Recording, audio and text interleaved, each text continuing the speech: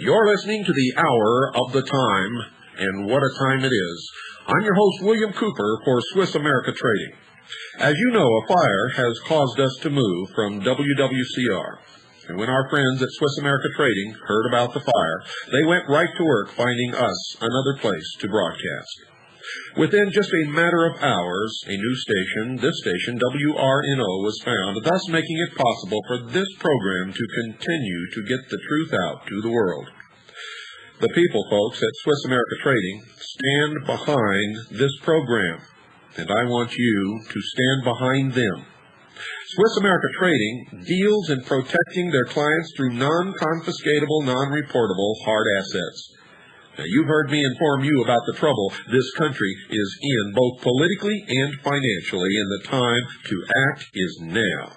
Don't wait until it's too late. Call the experts at Swiss America Trading at 1-800-289-2646. That's 1-800-289-2646. And have them show you how to protect yourself. Call 1-800-289-2646. That's 1-800-289-2646. Do it right now and mention my name, William Cooper, for a free newsletter on protecting your future. By protecting your future, folks, you're keeping the future of this program and freedom for the world alive. Call today, 1-800-289-2646. That's 1-800-289-2646. Do it right now. You'll be glad that you did.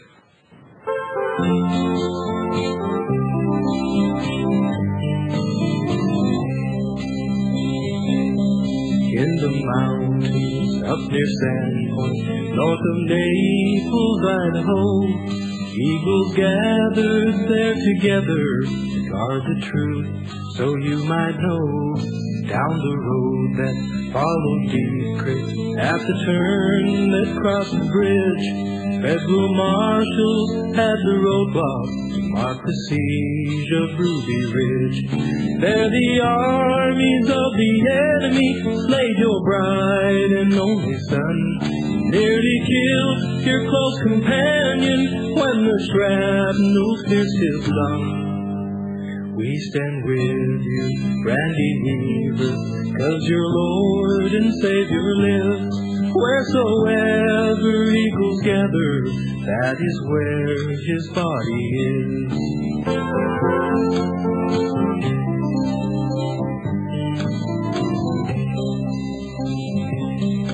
On that evening, late one August, you were forced to take your stand. There two strangers as they trespassed drew first blood on private land. Governor Andrus back in Boise let the enemy tell him lies, and from his anti-Christ decision, Sam and Vicky lost their lives. Federal agents, U.S. Marshals, and FBI men stormed the hill, all on false, fictitious charges, given orders shoot to kill. We stand with you, Randy Weaver, 'cause your Lord and Savior lives. Wheresoever eagles gather, that is where his body is.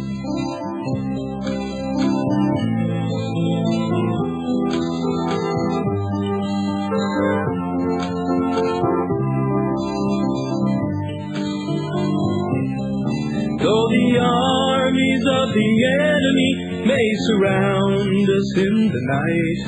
They're the host of heavenly angels hovering near, ready to fight. We stand with you, Randy Weaver. We are proud to call you friend. As we gather here together, stand beside you till the end. We stand with you, Randy Weaver, 'cause your Lord and Savior lives. Wheresoever eagles gather, that is where his body is. Wheresoever eagles gather, that is where his body is.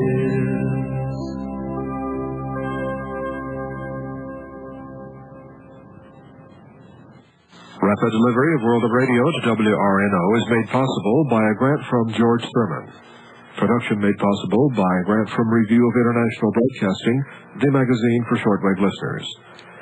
In North America, $2.50 for a sample to Review of International Broadcasting, Box 81874, Albuquerque, New Mexico, 87198, USA.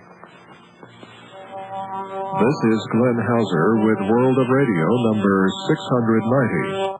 That's the beginning of the show called World of Radio, brought to you by Glenn Hauser. During a recent episode of the World of Radio, Glenn Hauser interviewed George McClintock, the general manager of WWCR. As you all probably know, WWCR was burned to the ground in the early morning hours of April the 4th, 1993, and that's why we're broadcasting to you now from WRNO in New Orleans. We're going to play for you now a portion of that interview which will tell you exactly what happened at WWCR on that early Sunday morning, so that you will know, folks, that the enemy is not playing. We've been at war for a long, long time. For those of you who don't understand it, many battles have been fought, some with loss of life. One occurred in Idaho at the cabin of Randy Weaver. You're going to hear more about that later on this program. The most recent battle was fought in Waco, Texas, the Waco Massacre. And every time I go on the air, folks, I am fighting a part of that battle, and so are many others. So if you weren't aware of it, listen closely. We would like to thank Glenn Hauser for his permission to use this segment of his radio show, The World of Radio.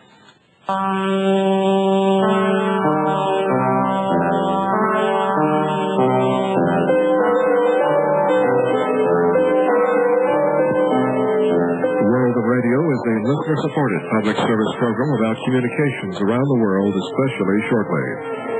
On this edition, recorded April 15th. It was arson at WWCR. We hear the details and the station's current plans. First, I must make sure you know how to contact me if you have DX News you'd like to phone in for this program or DX Daily. It's 1-505-266-9012. That's 1-505-266-9012. And the P.O. Box in Albuquerque is 81874, Albuquerque, New Mexico, 87198, USA.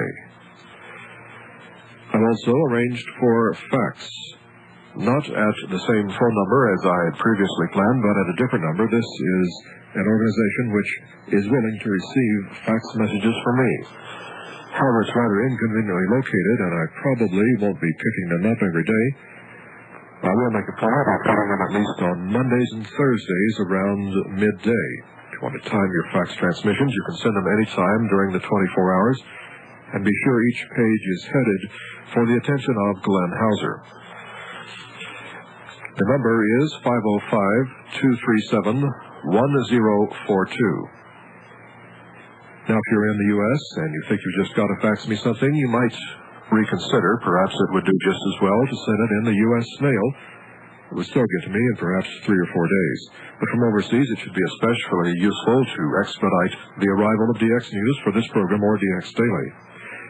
Again, the fax number, 505-237-1042. But this won't be in effect until Monday, the 19th of April. It's time for an update on the situation at WCCR Nashville, both on their latest plans for coming back and on the investigation into the fire. On Thursday, April 15th, I talked to General Manager George McClintock. The building at this moment, of course today is Thursday afternoon, it's got about little tiny walls standing, and everything else has been leveled and hauled away in big giant trucks. The transmitters were hauled away yesterday, and they worked until about 7 o'clock tonight. They've also leveled the land for our temporary building. So both of those will begin momentarily as soon as all this demolition takes place. Temporary building going up pretty quick. We should have both transmitters online, I'd say 5-6 weeks. They're being built at Continental right now. The antennas were basically undamaged. There were some minor problems, but nothing of major importance. Everything was destroyed. Best guess that everybody can make on it is a gallon of gasoline on a certain portion of the building, around the backside between two air intakes where it was fairly well protected from visible aspects. Of course, in the future we will have surveillance systems out there and alarms running continuously and continuous recording and remote monitoring sensors. So I think our security will pick up 1,000% after this particular problem. So are you saying you're pretty sure it was arson, and were there traces of gasoline? No, they have not found traces of gasoline. The gasoline, when it's properly placed, of course, burns up. The fire was started on the outside, right where there is nothing, and it was a rather intense flame, enough to go up and melt the matching transformers insulators on the transmission line, actually melt them. There's nothing on the outside of the building that could produce that kind of flame. It proceeded inside the transmission line window, which is just a feed-through window for the RF. Went inside there, but first it melted the insulators on the outside, so you know it started on the outside. Then it proceeded to melt the window, which is space-age plastic, and then that pulled out because the transmission line was still connected. It proceeded in the window, up in the wall, into the ceiling, and proceeded to between the ceiling and the roof, which is about 6, 7, 8 inches. I don't know exactly, maybe 8 or 10, probably 8 or 10 inches.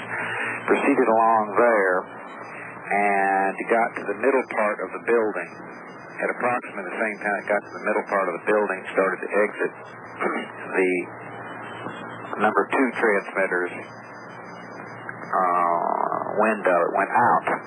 When it went out, it melted the window, and the transmission line pulled out because it was under tension from the transmission line down in the field, and the insulators were totally undamaged.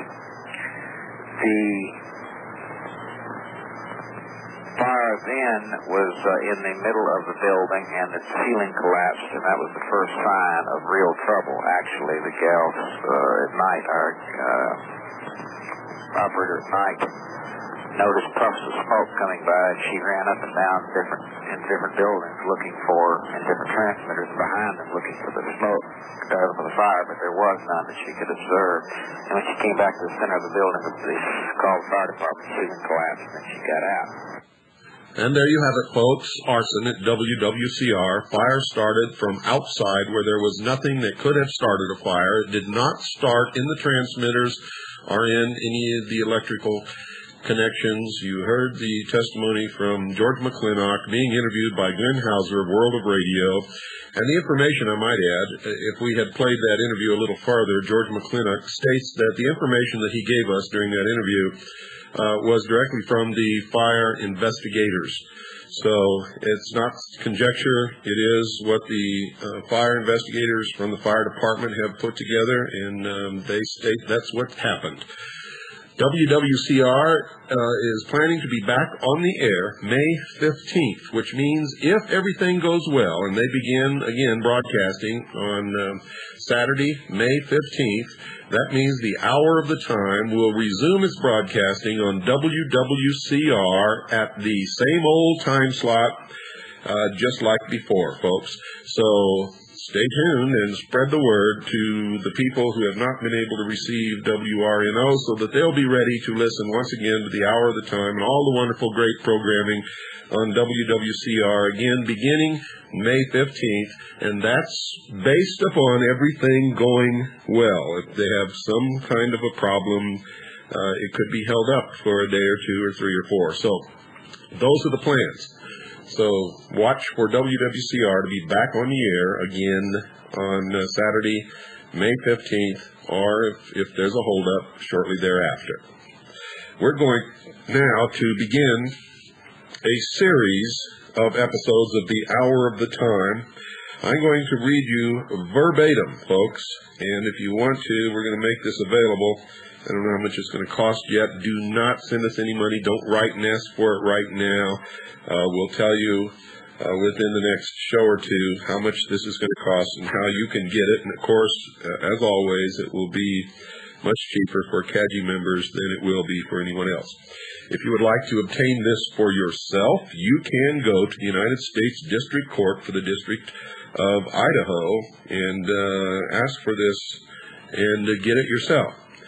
It is in the United States District Court for the District of Idaho, United States of America versus Randall C. Weaver and Kevin L. Harris, defendants. This is entitled Memorandum in Support of Defendants' Motions to Disqualify United States Attorney's Office, to dismiss the indictment, to strike for prejudicial allegations, to order an evidentiary hearing, for a continuance pending an investigation by the United States Attorney General and pending any interlocutory appeals by the parties. It was filed by G.L. Spence and Kent W. Spence, Spence Moriarty, and Schuster, 15 South Jackson Street, Post Office Box 548, Jackson, Wyoming, 83001. And Charles F. Peterson, Gary L. Gilman of Orndorff, Peterson, Hawley, White, and Gilman, 1087 West River Street, Suite 230, Boise, Idaho, 83702. This brief was filed on behalf of Randall C. Weaver and Kevin L. Harris, defendants. It is a memorandum in support of defendants' motions. What you're going to hear during this episode of the Hour of the Time, the next several episodes of the Hour of the Time, is what's in this brief verbatim. I'm going to give it to you verbatim as it was filed, folks, and we will be making it available for you if you want to get it from us. If you want to get it from the court, you can. I've already given you the information that you need to get that from the court. Let me give you the numbers just in case you need those. It's criminal numbers 90-0-N-HLR /91-020-N-HRL 92-080-N-HLR and 92-081-N-HLR, period. Make sure you don't miss tonight or the next few episodes of the Hour of the Time. These will be rebroadcast on WWCR. The facts. Prior to the so-called standoff at Ruby Ridge, which commenced on August 21st, 1992, Randy Weaver was treated by federal authorities as a fugitive from justice. He had been asked by federal undercover agents to provide them with sawed-off shotguns for an agreed price per gun. Mr. Weaver had no prior criminal record of any nature. He had no propensity to commit crimes. However, he was induced by federal authorities to do so and was thereafter immediately confronted by federal agents who demanded that he go undercover for them against the Aryan nations. And this can be found in Byerly Grand Jury Testimony, page 26. When Weaver refused, a warrant was issued for his arrest. He and Vicky were seized by plainclothes officers when they stopped to help what appeared to be people in distress and took Randy Weaver into custody. And that can be found also in Byerly Grand Jury Testimony, page 30. Mr. Weaver was released on bond, but thereafter allegedly failed to appear at the time the case was set for trial. His reasons now seem obvious. Vicky told reporters in the Wheeling Grand Jury Testimony, page 17, that she would not let Randy go down because he would be railroaded by the federal authorities. The federal authorities had already lied to the Weavers. Why, she reasoned, should they expect different treatment now? Thereafter, Weaver remained at his house on Ruby Ridge with his family for 20 months, during which time federal marshals undertook various strategies to arrest him. United States Deputy Marshal Roderick stated at the preliminary hearing before Magistrate Williams that the marshals had surreptitiously been on the Weaver property on more than a dozen occasions. That's from the 9/10/92 preliminary hearing, page 45. On August 21st, 1992, the United States Marshals, under orders not to have contact with any member of the Weaver household, and above all, not to injure any of the Weaver children, undertook what they now call a reconnaissance mission. The Weaver children included Sarah, 16, Sammy, 13, Rachel, 10, and the nursing baby girl, Elishaba, 10 months. Apparently, the marshals intended something quite in excess of a mere reconnaissance mission.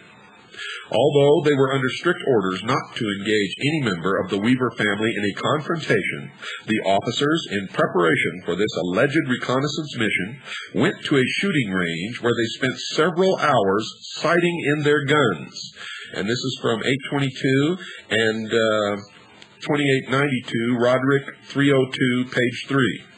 Moreover, the marshals brought with them a medic and medical equipment. And that's from 822 and 2892, Roderick 302, page 2, in obvious anticipation that someone would be injured. The marshals knew from their investigation that the Weavers had several times confronted people on their property whom the Weavers suspected were U.S. Marshals intent on arresting Randy Weaver. That's from Roderick 9/10/92, Grand Jury Testimony, page 31. The marshals knew that although the Weavers were armed during these confrontations, and even though the Weavers suspected that the persons were marshals, nevertheless, such intruders were confronted without violence and none were injured. That's from 8/27/92, Affidavit of Keith M. Hunter, page 5-5 through 8, from the Kittle Grand Jury Testimony. The marshals had learned by previous experience that the Weavers would come out of their home whenever the dogs were alerted, and that members of the family would investigate when the dogs began to bark. And this is from Roderick 9/10/92, Grand Jury Testimony, page 26. The marshals knew that the Weavers usually carried firearms when they came out of the house, but that they had a long history of non-violence, even under stressful and suspicious circumstances. In face of this history, the marshals' apparent strategy was to engage the Weavers while they were armed, which even in the face of their alleged orders not to engage the Weavers, would provide the marshals cause to use deadly force against the Weavers. On August 21st, 1992, the marshals divided themselves into two teams. Deputy Marshal Roderick sent one team to an area identified as the Y, while the other team, consisting of Roderick, Deegan, and Cooper, entered the Weaver property. Roderick now admits that his team was throwing rocks toward the Weaver house, and this is taken from Roderick Grand Jury Testimony, page 40, thus taunting the dogs. Later, contrary to these admissions by Roderick, Marshal Jack Clough of Moscow, Idaho, told the press that the Weavers had loosed their dogs on an approaching vehicle. And this is from Bonner's Ferry Herald, entitled Clues at Weaver Cabin by Mike Wayland. The dogs were disturbed by the marshals' rock throwing, and the prelude to the forbidden confrontation began. The marshals ran, and as must have been fully anticipated, the family golden Labrador started to follow the trail. This is from 822 and 2892, Roderick 302, page 7. But having already anticipated that the lab would follow, the marshals had pre-armed Marshal Cooper with a 9mm submachine gun equipped with a silencer for the confessed purpose of shooting the dog. From Roderick Grand Jury Testimony, page 49. As must have been fully anticipated by the marshals, when the dogs began to bark at the taunting officers, Kevin Harris, Randy Weaver, and his 13-year-old son, Sammy Weaver, came out of the house to determine the cause. Also, as fully predicted, the Weavers carried along their hunting long arms. And that's from 82792, Affidavit of Keith Hunter, pages 5 through 7. As must have also been anticipated, they followed the dog to see what was causing all of the commotion. The Weavers hoped the dog was on the trail of a large animal, and that was from 9192, Harris 302, page 1. In the meantime, the dog was closing the gap on the marshals with the boys close behind. In accordance with their plan, the marshals took hiding places in the heavy trees and undergrowth along the road and waited for the dog and the two boys to come running by. That's from 822 and 2892, Roderick 302, page 7. They undoubtedly expected Randy Weaver to be with them. Instead, as we have seen, only Kevin Harris and the boy were following the dog. 822 and 2892, Roderick 302, page 7. The dog passed Cooper, but the boys were close behind the dog, so Cooper elected not to shoot the dog because, as he admitted, if he killed the dog, I believed it would precipitate a firefight. This is from the preliminary hearing, Cooper, page 240, 9/11/92. Cooper said, quote, "I just can almost feel the bullets flying at any time," unquote. From the Cooper Grand Jury Testimony 9/15/92, page 26. He let the dogs pass and took deeper cover in the trees behind Deegan. The dog then passed Roderick and continued up the road 20 to 30 feet. From Roderick 9/15/92, Grand Jury Testimony, page 53. Since Cooper had not shot the dog as planned, Roderick now fired. Roderick 9/15/92, Grand Jury Testimony, page 54. The bullet shattered the dog's spine and the dog let out a yelp. Weaver's Harris Statement, page 1, back. Since it was shot through the spine, 8/24/92, Dr. Roland Houston Hall, 302. It likely cried out in great pain, pulling itself about on its front legs for some time before it died, during all of which time the dog was in plain view of the boys. This is from Roderick 9/15/92, Grand Jury Testimony, page 56. Thus a confrontation, contrary to the marshal's orders, was fully assured. Indeed, a forbidden confrontation with one of the Weaver children. To the horror of 13-year-old Sammy Weaver, he saw a man in a full camouflage suit brutally shoot his dog. This is from Weaver's Harris Statements, page 2. Roderick testified that up to this point, no one he could identify had fired at the officers. Hence, by Roderick's admission, the first shot was fired by Roderick when he shot the family pet. When Sammy saw his dog shot, he yelled, quote, "You shot Stryker, you son of a bitch," unquote. Thereafter, Sammy fired his gun, a .23 caliber Mini 14, in Roderick's direction. This is from Weaver Harris Statement, page 2. There is no allegation or suggestion in this case that the boy hit anyone. In the meantime, the officers opened fire with their fully automatic weapons and submachine gun. Kevin Harris said he saw spent brass cartridges flying around and smoke puffs in the bushes where the marshals were hiding. 9/1/92, Harris 302, page 2. At the same time, Harris says he saw Sammy running toward home with his back to the officers. The child was crying out in pain, having been hit in the arm by the marshal's fire. Harris says he heard Randy Weaver, who was out of sight of the shooting, call to his son to come home. That's from 9/1/92, Harris 302, page 2. Then Harris heard the boy call back, quote, "I'm coming, Dad," unquote. Weaver's Harris Statement, page 1, back. Those were the last words Sammy ever spoke. There was a lull in the shooting. Then there was another shot, and Sammy cried out, and then there was silence. 9/1/92, Harris 302, page 2. Seeing that Sammy had been shot, and fearing for his own life, Harris opened fire in the direction of those who had been shooting from the bushes. He believed he shot the officer who had been firing at Sammy. Weaver's Harris statement, page 2. After that, Harris made his way up to Sammy's body, examined the boy's body, and found that he was dead, shot through the back as he ran home. Harris, 9192-302, page 3. Don't go away, folks. This is hot stuff. We'll be right back after this very short pause. William Cooper, folks, for Swiss America Trading Corporation. Now, if you followed my broadcast for any length of time, and we've been on since May the 4th, 1992, you know I've been bringing you news of the world, mostly without sponsorship. In part, I've been leery of allowing just any corporation or any business or any company or any person to buy time on my show, and many people made application, and they were all refused except for two, the Pilot Connection and Backwoods Home Magazine. And if you've listened to the show, you know that they only sponsored a couple of episodes each. Well, Backwoods Home Magazine will be back with us in the future. But I'm proud to announce a new alliance with Swiss America Trading Corporation. And Swiss America Trading Corporation and myself are committed to preparing my listening audience for the upcoming economic trauma. And believe me, folks, it's coming. For over 11 years, Swiss America has been supplying over 10,000 clients with hard assets and constant information on how best to protect those assets. And for a limited time, interested listeners can receive a complimentary newsletter if you just mention my name, William Cooper, and ask for the information on, quote, protecting your future, unquote. Now, I've read this, folks, and it's packed full of information that you need to know. It doesn't cost you a thing. Call 1-800-289-2646 right now. Don't procrastinate.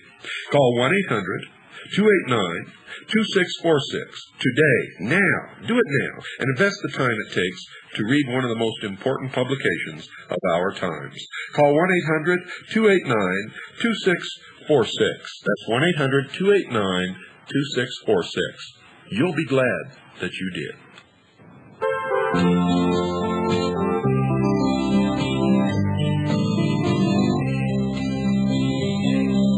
In the mountains up near Sandpoint, north of Naples, Idaho, eagles gathered there together to guard the truth, so you might know. Down the road that followed Deep Creek, at the turn that crossed the bridge, federal marshals had the roadblock to mark the siege of Ruby Ridge. There the armies of the enemy slayed your bright and only son, nearly killed your close companion when the shrapnel pierced his lung. We stand with you, Randy Weaver, 'cause your Lord and Savior lives. Wheresoever eagles gather, that is where his body is.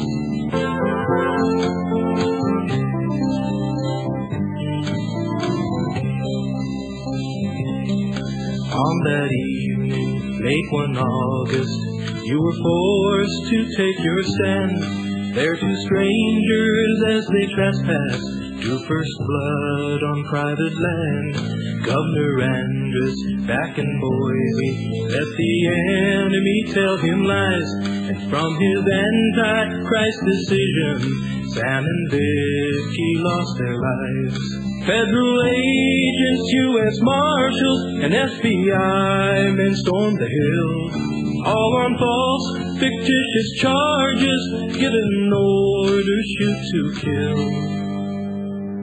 We stand with you, Randy Weaver, 'cause your Lord and Savior lives. Wheresoever eagles gather, that is where his body is.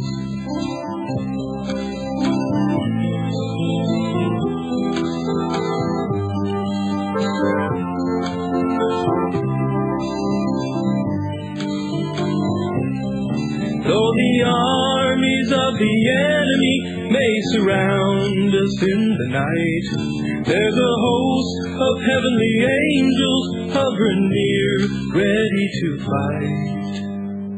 We stand with you, Randy Weaver. We are proud to call you friend. As we gather here together, stand beside you till the end. We stand with you, Randy Weaver, 'cause your Lord and Savior lives. Wheresoever eagles gather, that is where his body is. Wheresoever eagles gather, that is where his body is.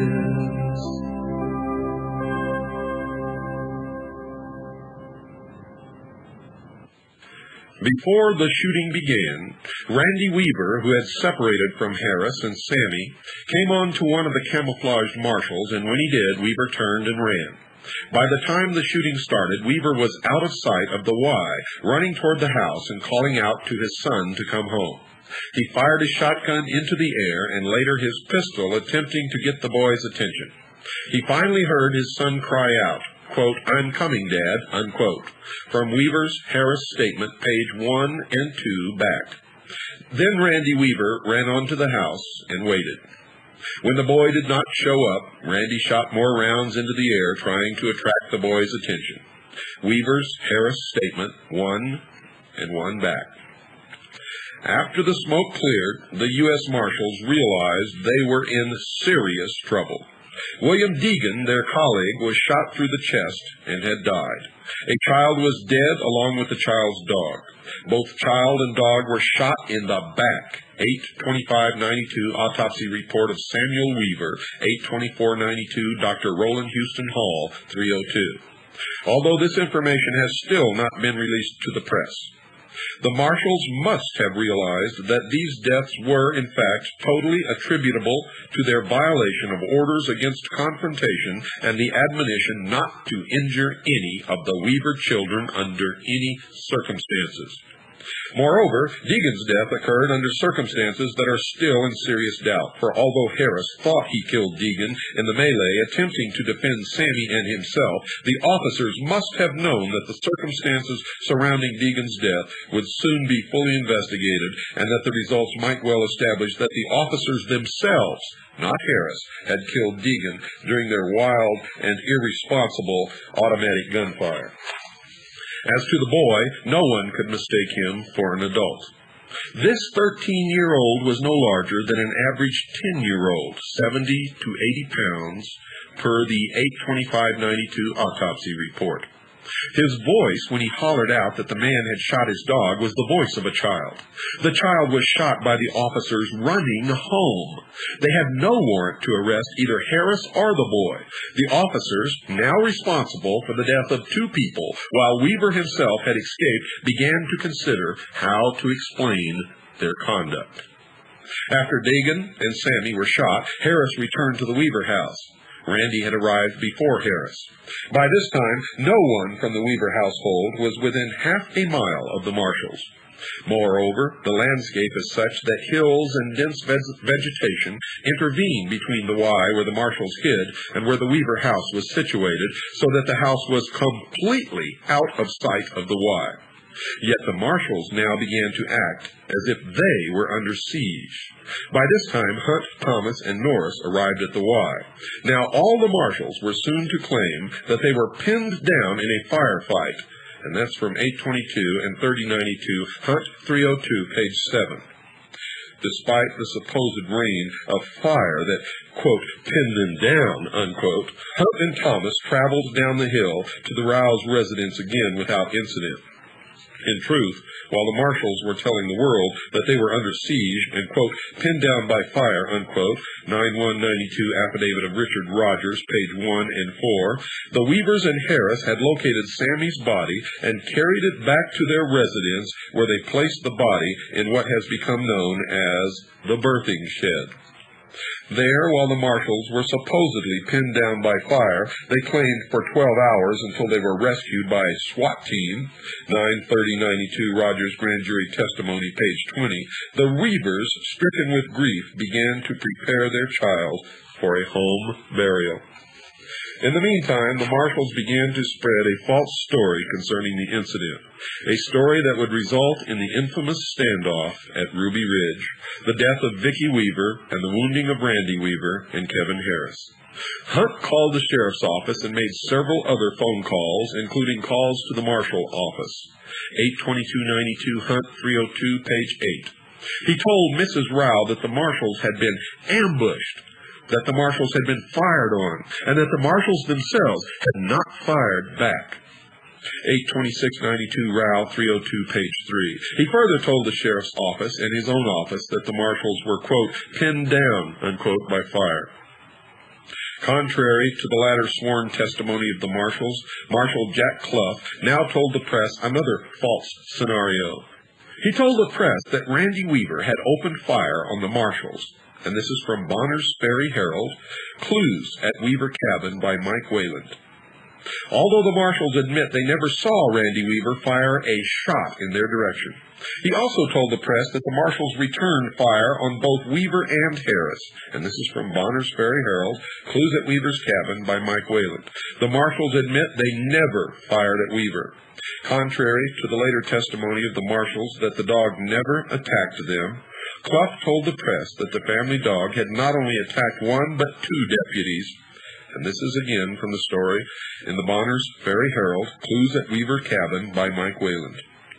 The killing of Sammy Weaver and his dog was completely omitted from the marshal's report to the FBI and to the press. They acted instead as if they did not know the killing had taken place, later claiming they did not know that Sammy had been shot or who shot him. Yet the boy screamed out when he was hit and laid on the ground in a pool of his own blood until his body was removed.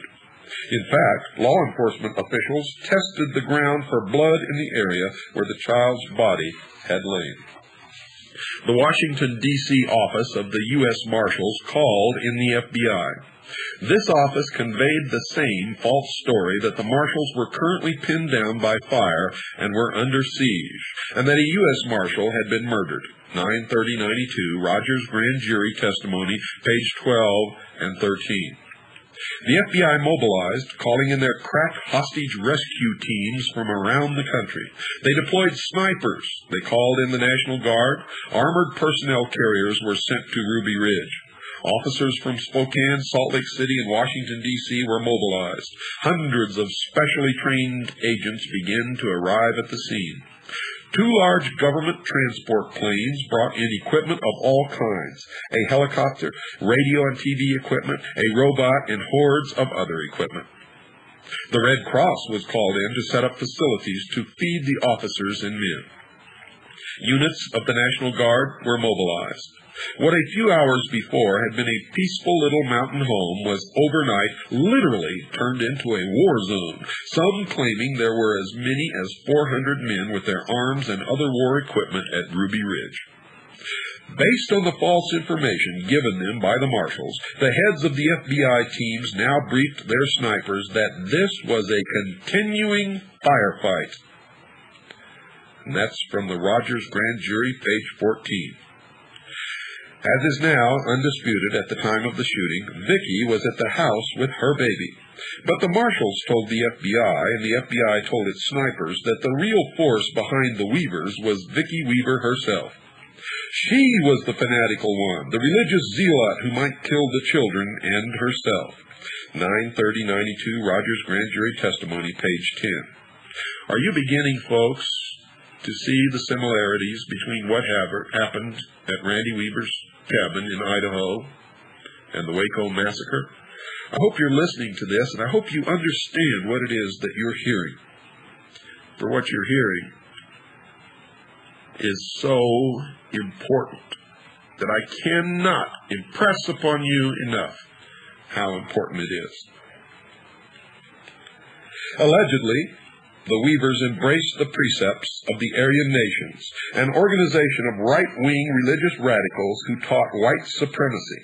9/30/92, Rogers Grand Jury Testimony, page 22. Before the briefing was over, the Weavers were characterized as skinhead types led by the fanatical Vicki, who, unless somehow neutralized, would prevent the other members of the family from surrendering. Today, the FBI claims it was never told by the marshals of Sammy's death, and that the first time the FBI learned of Sammy's death was when one of the FBI agents, during the siege that followed, found his naked body in the birthing shed. 9/30/92, Rogers Grand Jury Testimony, page 69 and 70. The negotiator for the FBI, when informed of this, said he immediately thought, quote, "My God, the Weavers are killing their own children," unquote. That's from Lansley, Grand Jury Testimony, page 75. The story relayed to the FBI and thereafter by the FBI to the media was simple, to the point, and again false. The marshals had been attacked by the Weaver clan, and that these white supremacists had killed Officer Dagan, and that the officers were under siege and pinned down by fire. Moreover, the FBI told the media, as well as this court, that the Weaver children themselves were being held hostage and being used by their parents as, quote, "human shields," unquote. And folks, that is exactly the same story that they gave the press and you sheeple out there that condemned 86 people at the Waco massacre to death by fire. And this, folks, is taken right out of the 8/27/92 affidavit of Keith Hunter, page 4, and also a story written in the Bonners Ferry Herald, Clues at Weaver Cabin, by Mike Wayland. On their way to the siege site, the FBI established what the FBI calls, quote, "rules of engagement," unquote. That is, rules by which the FBI snipers and assaulters might kill the Weavers and Kevin Harris. These rules were intended by their operation to eliminate all of the adults at the Weaver residence, including Vicki Weaver, for as the FBI already knew, when any of the adult Weavers came out of the house, they usually carried a weapon. 8/27/92, affidavit of Keith Hunter, page 5 through 7. And would therefore, under these rules of engagement, be shot. Under these rules, the FBI could eliminate all witnesses who might have otherwise given testimony as to the illegal acts committed by the officers at the Y as described above. At the same time, the killing of all of the adults would, of course, avenge Deegan's death. Richard Rogers, the commander of the hostage rescue team, testified that the FBI's first rules of engagement were that any armed adult at the Weaver residence should be killed, whether they were menacing anyone or not. 9/30/92, Rogers Grand Jury Testimony, page 16, et sequitur. For example, if an adult came out the door with a weapon, presumably even a BB gun, that adult should be, quote, "neutralized," unquote. If the adult laid down in the sun with the gun over his stomach, presumably he would be killed. Indeed, the mere possession of a weapon of any kind was apparently sufficient under these rules for any adult at the scene to be, quote, "eliminated," unquote. These rules of engagement were illegal, since the FBI possesses no power to change the law in order to permit officers to kill when the officers or others are not in imminent danger of death or serious bodily injury. These illegal rules of engagement were to be executed by expert snipers who surrounded the house and who were armed with Model 700 Remington single-shot target rifles equipped with 10-power scopes and especially designed for precision shooting at great distances up to 1,000 yards. 9/17/92, Horiuchi Grand Jury Testimony, pages 22 and 23. The snipers were also supplied with deadly accurate match-grade ammunition. When the FBI teams arrived at the scene, the marshals were obviously not under siege. The local sheriff had gone to the Y and led the marshals out without incident. Yet the record is silent on any attempt by the FBI to make an independent inquiry of their own to determine the existence of any danger to anyone before the FBI loosed their snipers on the Weavers. There is nothing in the record to show that the FBI made an attempt to independently determine what had actually occurred at the Y before they decided to shoot the Weavers. No effort of any kind was made to set up communication with the Weavers before the snipers opened fire.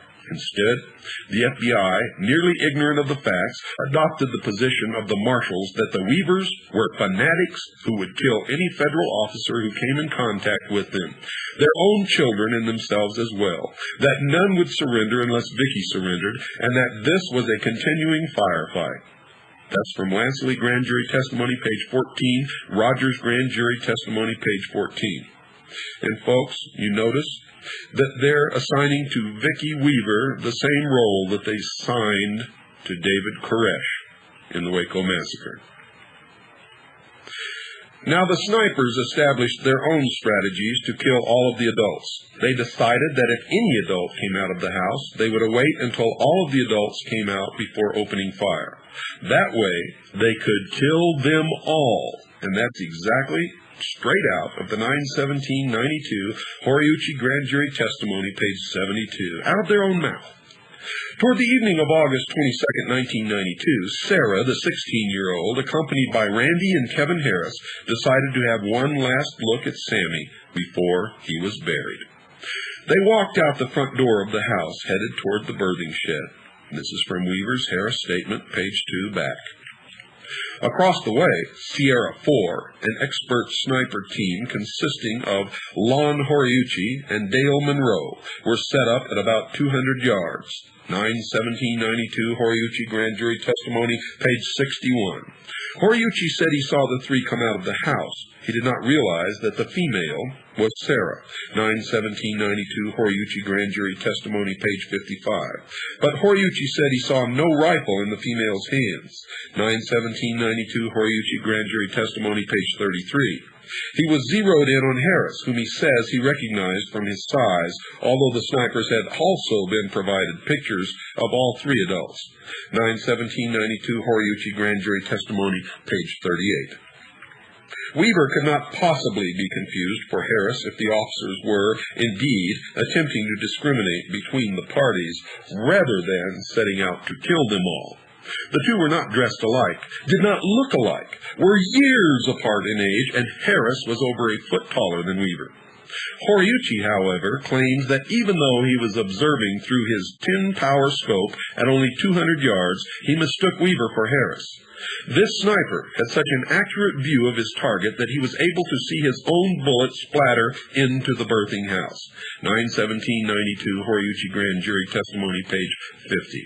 It was, of course, Randy Weaver, not Harris, who stood at the door, his back to the sniper. 9/17/92 Horiuchi Grand Jury Testimony, page 49. As Randy reached up to open the door, Horiuchi fired. The bullet traversed through the soft flesh under his arm.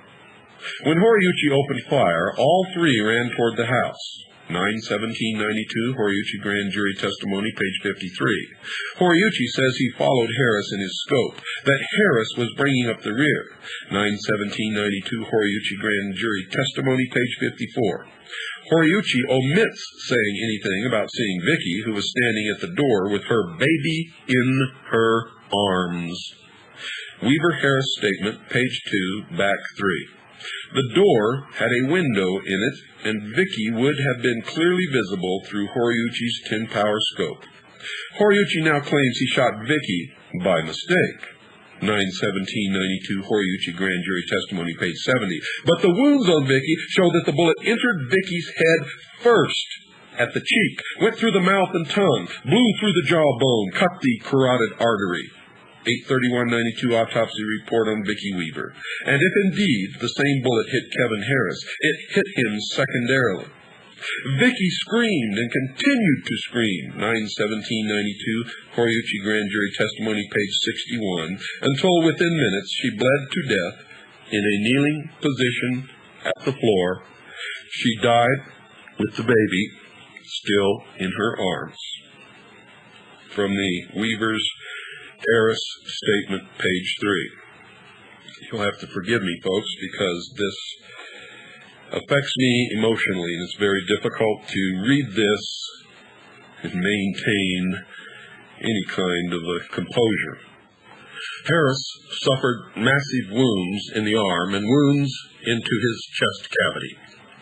The number of shots fired is in serious question. Horiuchi claims he fired only twice, and that the third shot heard by other snipers might have been an echo. 9/17/92 Horiuchi grand jury testimony, page 63. As to the killing of Vicky, Horiuchi seemingly believed that Sarah was Vicky. When Sarah ran into the house, so far as Horiuchi was concerned, it was Vicky running into the house. When Vicky stood holding the door open, her head in plain sight, he shot Vicky, who was an easy standing target. The FBI now faced a serious problem. They had killed an unarmed mother standing at the door with her baby in her arms. They had no warrant for Vicky and were not likely to ever get one. 9/30/92, Rogers grand jury testimony, page 30. Moreover, the FBI had discovered that Vicky had not been involved in the shooting at the Y. 9/30/92, Rogers grand jury testimony, page 30. It appears, therefore, that after Vicky was shot, the officers realized they had no legal or moral justification for having killed Vicky. Good night, folks, and God bless you all.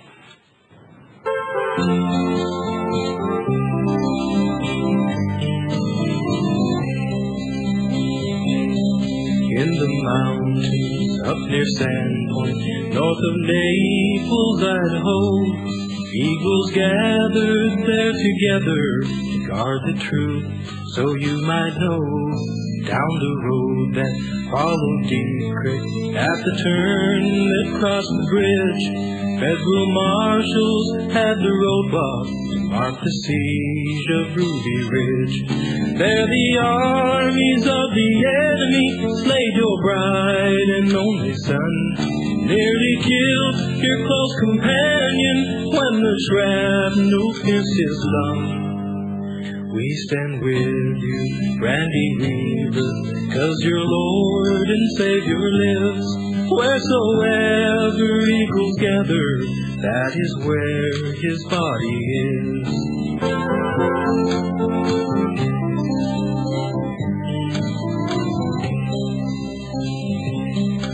On that evening, late one August, you were forced to take your stand. There two strangers as they trespassed drew first blood on private land. Governor Andrews back in Boise let the enemy tell him lies, and from his anti-Christ decision, Sam and Vicky lost their lives. Federal agents, U.S. Marshals, and FBI men stormed the hill, all on false, fictitious charges, given orders shoot to kill. We stand with you, Randy Weaver, 'cause your Lord and Savior lives. Wheresoever eagles gather, that is where his body is.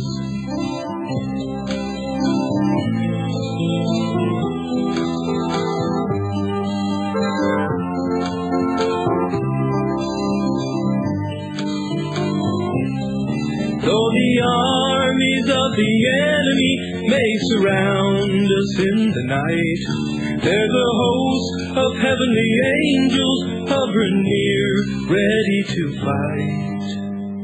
We stand with you, Randy Weaver. We are proud to call you friend. As we gather here together, stand beside you till the end. We stand with you, Randy Weaver, 'cause your Lord and Savior lives. Wheresoever eagles gather, that is where his body is. Wheresoever eagles gather, that is where his body is.